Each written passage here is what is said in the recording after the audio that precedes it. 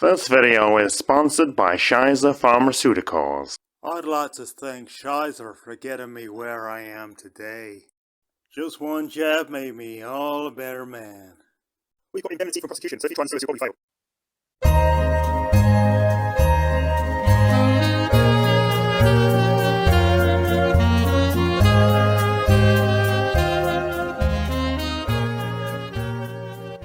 Well, this so-called superflu, yuck, flu is awful. It's continuing to spread across the country now.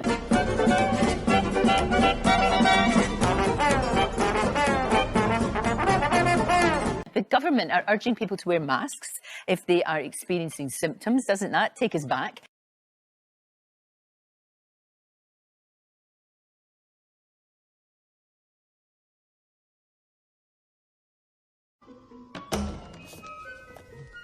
Miss Hiller? The water's boiling. Hello! Ah!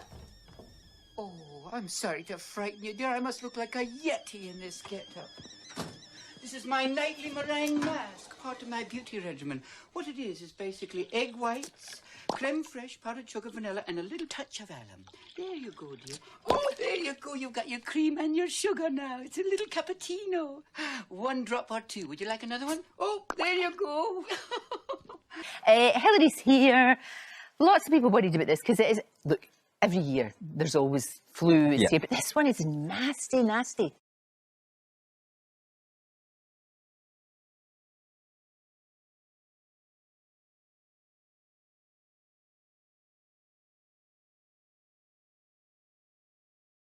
This one is nasty, nasty. I don't believe it. It's really bad. It's been an early season, and I think a lot of people are thinking this is going to be the worst flu winter for some years. Oh, my God. If you look at what's happened in Australia, in their winter, they've seen the worst flu season on record.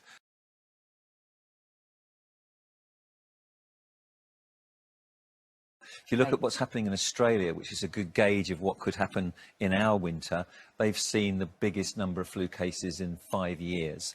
And one of the reasons for this is because we've all been wearing masks, we've been in lockdown, we've been hiding away, we've been in lockdown, we've been hiding away, we've been in lockdown, we've been in lockdown, from COVID. So our immunity against viruses that cause flu have also is also diminished. And what tends to happen there tends to follow suit here. We're already seeing a lot of hospitalisations. Paloma Faith, who's pregnant, has been hospitalised with the flu, and pregnant women are more vulnerable. Vanessa Feltz's daughter was hospitalised with the flu. So these are young, otherwise fit, healthy people being hospitalised.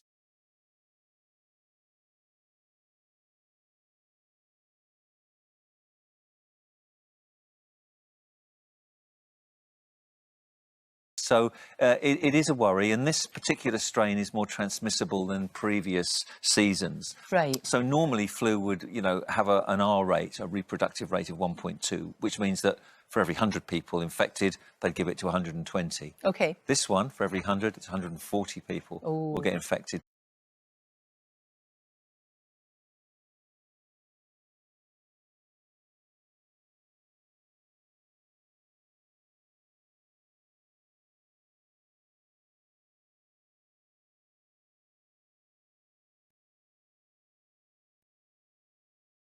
So it's a strain which is more transmissible, it's causing a lot of illness, immunity is low at the moment.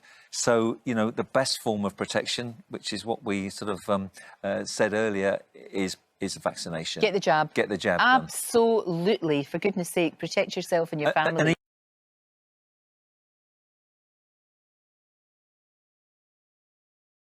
Is the vaccination. Get the jab. Is the vaccination. Get the jab. Is the vaccination. All together now.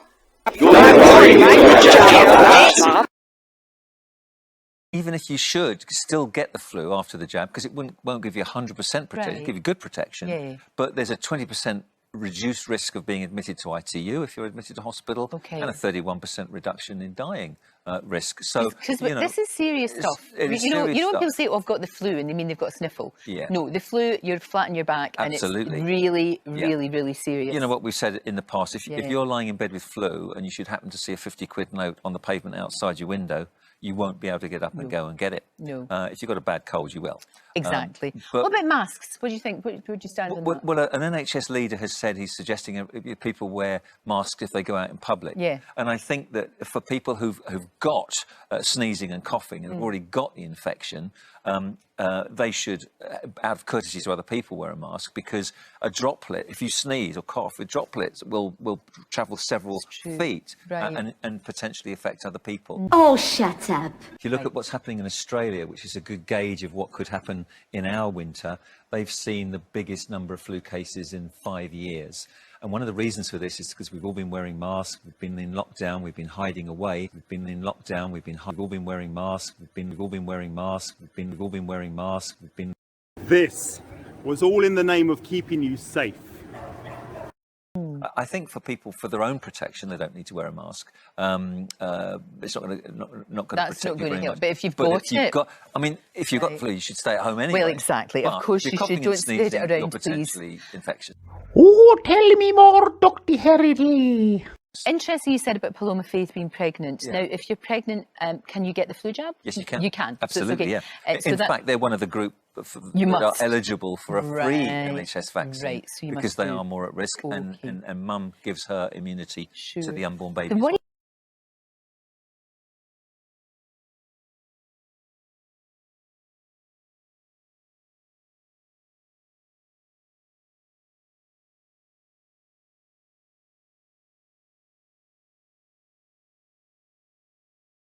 Worry about this as well, surely, is the NHS at this time of year is overwhelmed anyway. It really is. It's got really, it's break. We always say at this time of year, don't we, breaking point, and somehow all the staff in the NHS rally and somehow we get through it.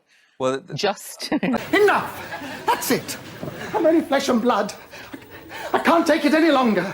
I can tell you that historically, teamwork in the NHS has been fantastic. Yeah. It's been one of the great pleasures and satisfactions of working within the NHS, but they're under so much strain that morale is so low that teamwork is beginning to fragment.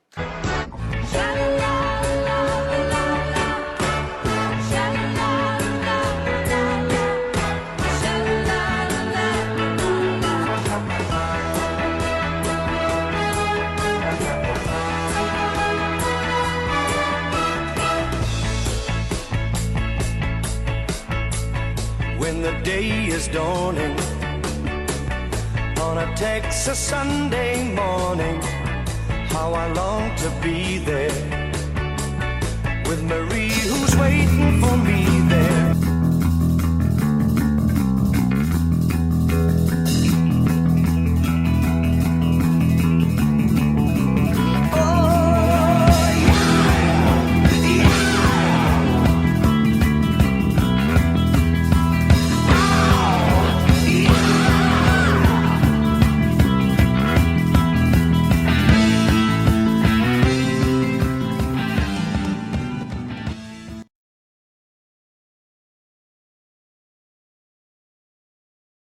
Historically, teamwork in the NHS has been fantastic. Yeah. It's been one of the great pleasures and satisfactions of working within the NHS, but they're under so much strain that morale is so low that teamwork is beginning to fragment. And, you know, they're getting sick as well, of course. Well, yeah, you forget that they get sick too. And all the girls say I'm pretty fly.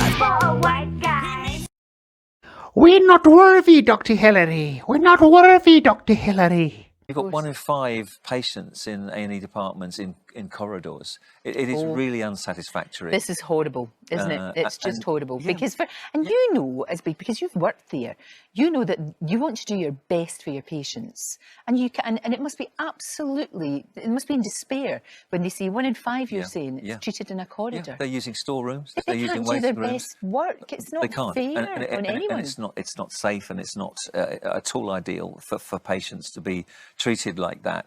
And whilst we've got virtual wards now where people are being kept at home and kept in touch with hospital consultants to monitor their progress, but even then you've got almost 100% bed occupancy in most NHS trust hospitals. There's nowhere for people to go.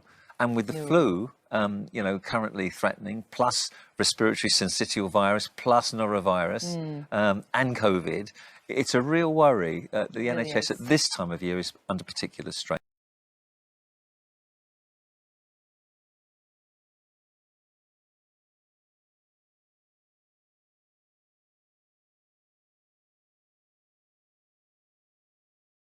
Where's it going on? Where's it coming on? Where's it coming on? Where's it coming on? Far, far away. Off to Ukraine. Woke up this morning and the COVID was gone. Ooh, yeah. Got me to thinking I'd be able to come. So please, people, don't call the ambulance unless you need one. Exactly. Go to 111. Talk to other people first before you go and clog up A&E unnecessarily. S-O-D, sod. Right, good advice. About this pear juice. It's got to do it. Thank you, Hills. Thank you Thanks, so Lorraine. much. Guess what? They don't care about you.